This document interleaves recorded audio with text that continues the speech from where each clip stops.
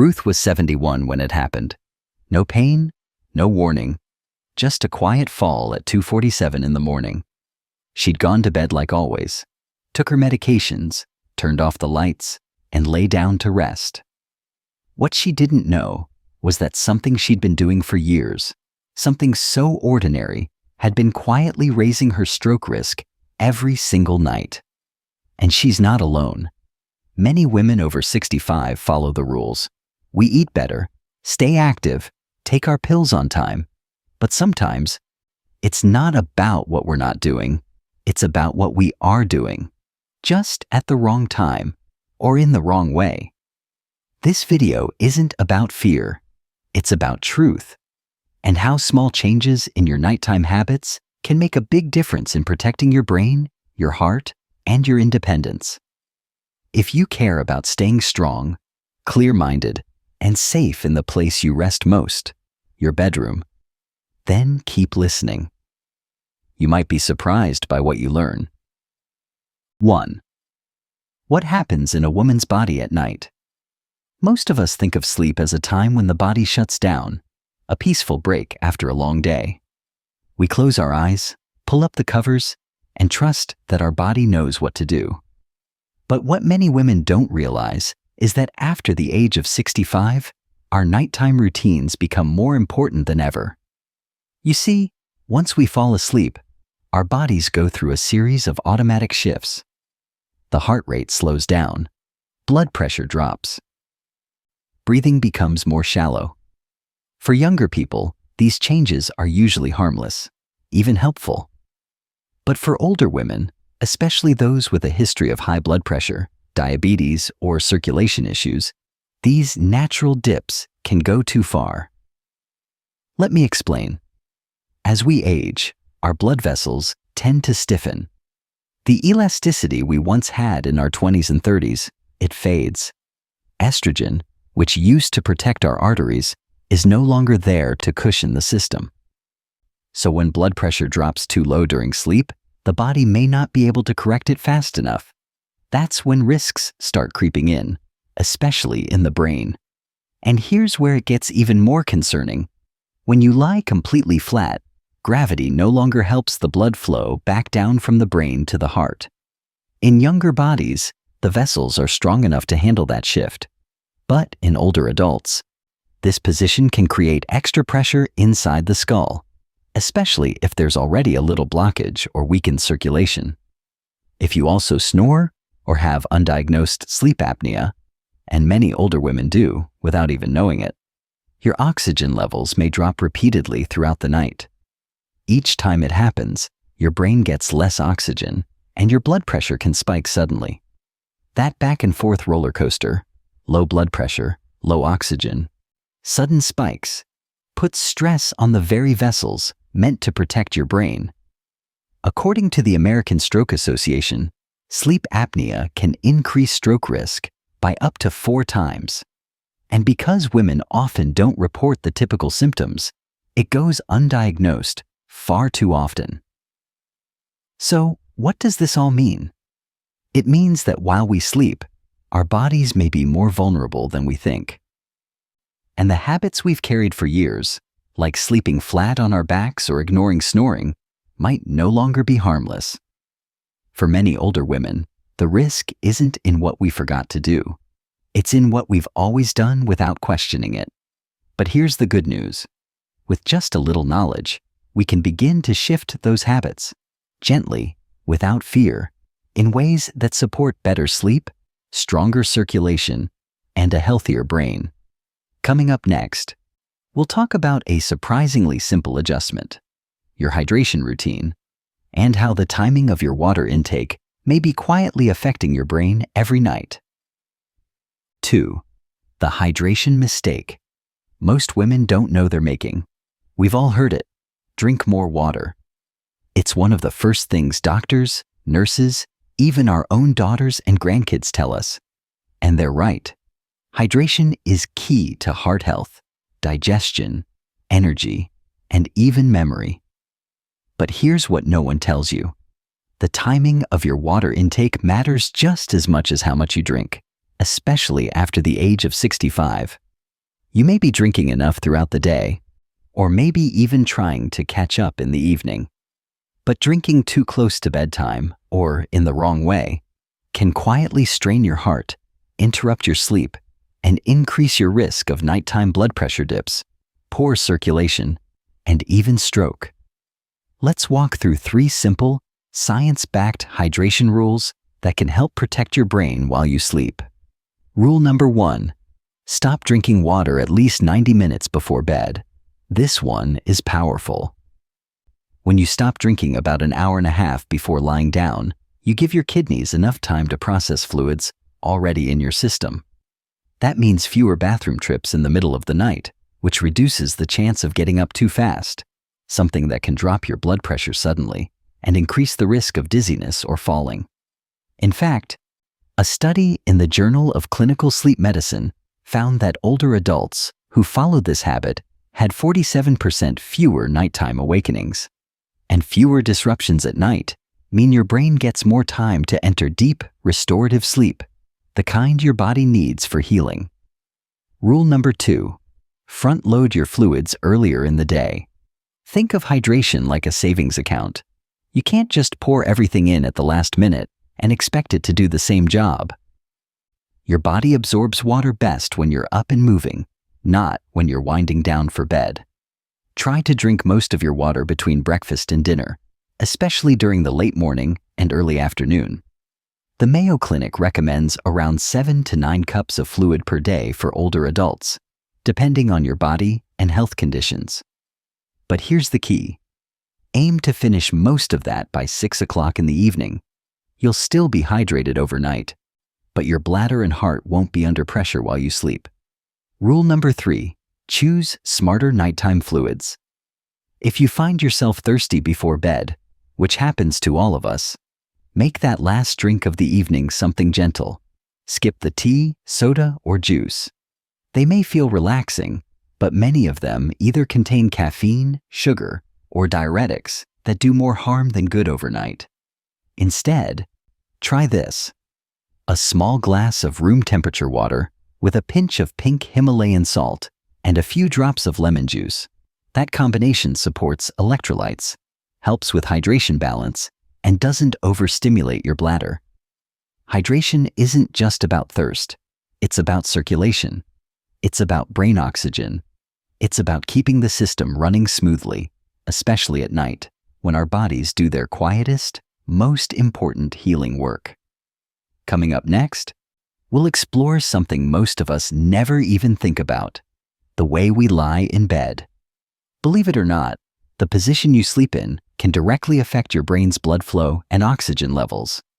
And the difference between a dangerous position and a protective one might be as simple as changing the angle of your pillow.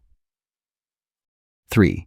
The sleeping position that quietly raises stroke risk. Most of us don't give much thought to how we lie in bed. After all, when we've had a long day, all we want is to get comfortable. And for many women, especially as we get older, sleeping flat on our backs feels like the easiest position. Less pressure on the hips, fewer wrinkles, no tugging on the neck. But here's something you may have never been told. Sleeping completely flat can quietly increase pressure inside the brain and raise your risk of stroke, especially after age 65. It all comes down to gravity, circulation, and vessel health. Let me explain. When we lie flat on our backs, gravity no longer assists in helping blood drain back down from the head to the heart. In younger bodies, with flexible vessels and strong circulation, this usually isn't a problem. But as we age, and especially after menopause, our arteries tend to stiffen, our veins weaken, and circulation slows down. That means lying flat can lead to a subtle buildup of pressure in the brain, especially if we also deal with conditions like high blood pressure, snoring, or sleep apnea. Over time, this pressure increases strain on delicate blood vessels, especially the ones that feed oxygen to the brain during the night. A recent study in the Journal of Stroke and Cerebrovascular Diseases found that older adults who slept flat were 23% more likely to experience nighttime strokes, particularly those with circulation problems. That's not something we hear about in regular doctor visits. But it matters, because sleep is when your brain should be recovering, not fighting to stay balanced. So what's the better position? Slight elevation. If you can, try elevating your head and upper torso by about 10 to 30 degrees. That's not much, just enough to support blood flow while still keeping you comfortable. You can do this with a wedge pillow, an adjustable mattress, or by layering a couple of firm pillows under your back and shoulders. This small change does 3 important things. 1. Reduces brain pressure. 2. Improves breathing, especially for women who snore or have undiagnosed sleep apnea. 3. Supports your heart by helping blood circulate more efficiently. And here's a bonus that many women overlook. Sleeping on your left side has been shown to support something called brain detoxification, a process your body uses during deep sleep to clear waste and inflammation from the brain.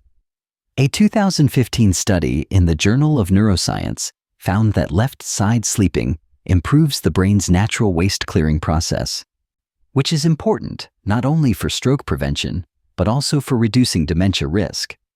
It also supports lymphatic drainage, helps digestion, and can reduce heartburn. All things many of us deal with as we get older. 4. Is your bedroom quietly working against your health? We think of our bedrooms as a place of comfort, soft lighting, warm blankets, the familiar scent of lotion or lavender on the nightstand. But what if I told you that even the most peaceful bedroom could be silently working against your health? It's true. As we age, we become more sensitive, not just emotionally, but physically. Our bodies don't regulate temperature the way they used to. Our sleep cycles change.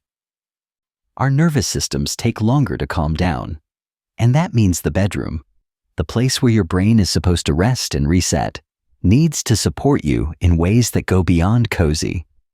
Let's talk about 3 small environmental factors that have a big impact on sleep quality and stroke risk in older women. First, temperature. Most women over 65 tend to prefer warmth. Cold feet, stiff joints. We naturally want to keep things toasty. But here's the thing. A warm bedroom can overwork your heart. When the room is too hot, your body struggles to regulate itself during the night. Heart rate goes up. Blood pressure can fluctuate. You may wake up sweaty, thirsty, or with a racing pulse. All signs that your body is working too hard when it should be resting. Research published in The Lancet found that stroke risk increases when the body experiences temperature swings during sleep, especially in older adults. So what's the ideal range?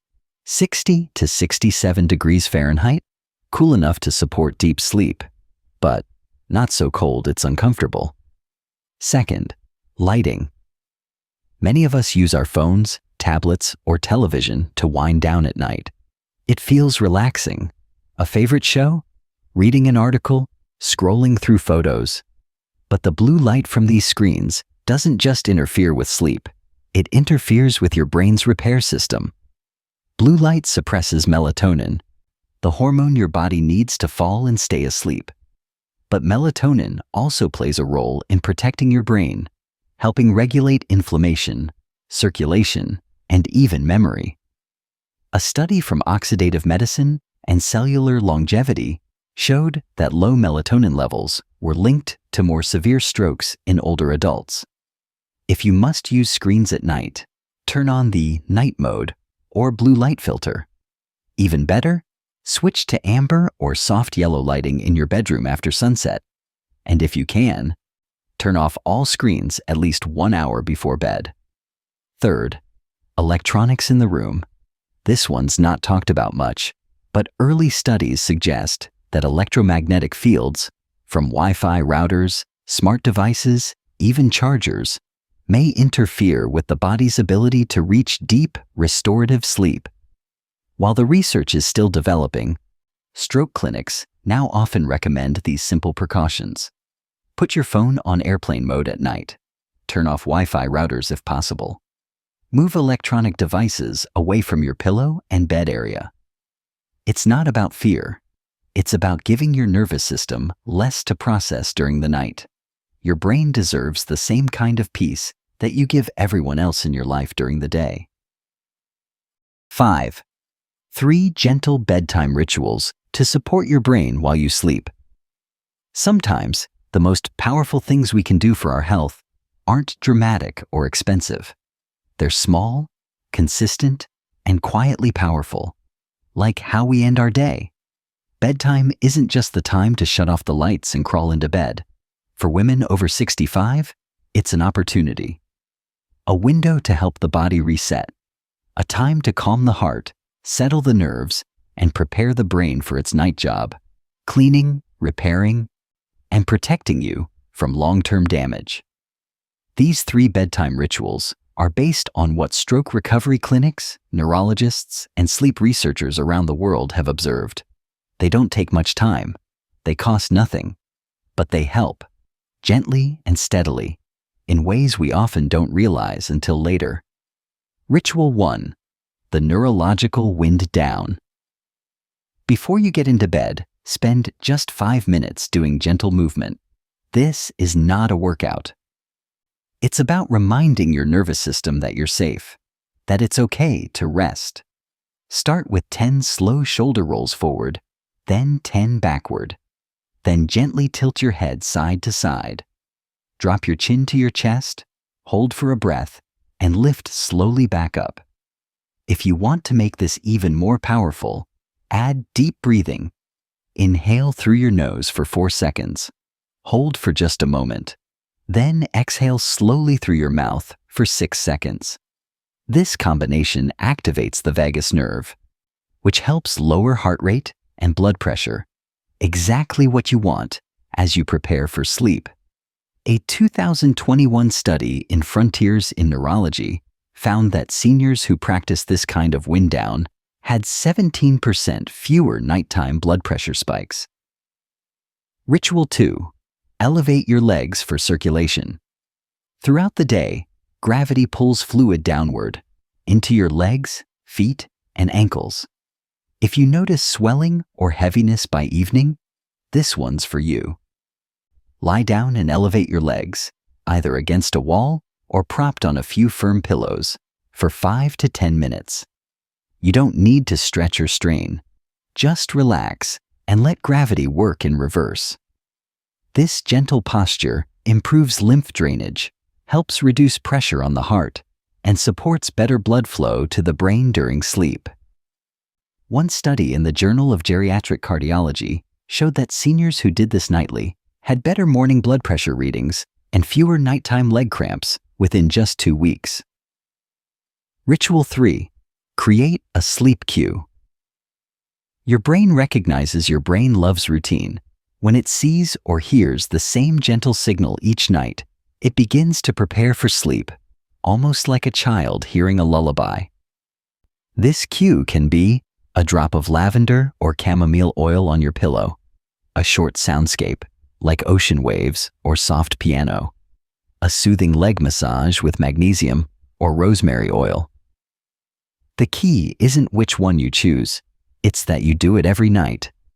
A Japanese study on older stroke patients found that those who used a consistent sensory cue before sleep fell asleep 28% faster and woke up less often during the night.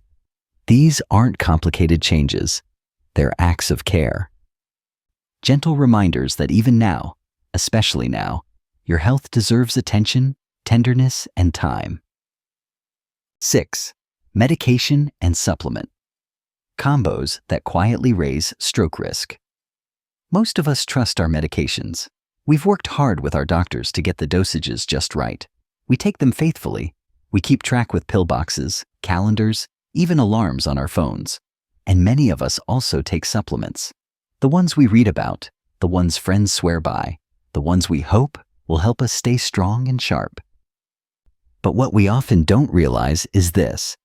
Some combinations, especially at night, can quietly put stress on the brain, heart, and blood vessels.